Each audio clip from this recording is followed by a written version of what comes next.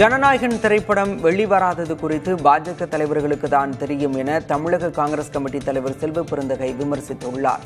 இது தொடர்பாக பேசிய அவர், தற்போது திரைத்துறையினருக்கும் நெருக்கடி கொடுக்கப்படுவதாக குற்றம் சாட்டினார். வழக்கு நீதிமன்றத்தில் இருக்கு, ஒன்றிய குற்ற புலனாய்வுத்துறை விசாரிச்சுட்டு இருக்கு.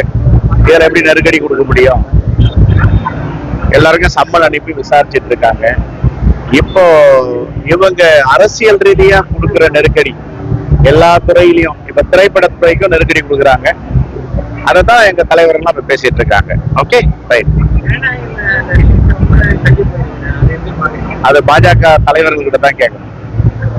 அவர்களுக்கும் அது இன்னொருவருக்கும் உள்ள ரகசியம். அவங்க கிட்ட கேட்டா தெரியும் ஏன் அது வரல அப்படின்னு.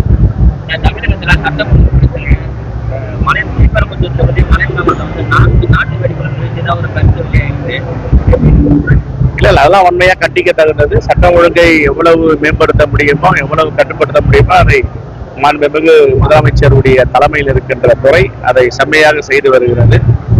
அதிமுக ஆட்சி காலத்தில் ஒப்பிடும் பொழுது குற்றங்கள் குறைந்திருக்கிறது. எல்லாவற்றையும் தடுத்து நிறுத்தப்பட்டிருக்கிறது. Okay, right, thank you.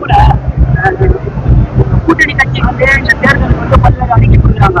இப்ப காங்கிரஸ் சார்பா என்ன அறிக்கை? என்ன அறிக்கை?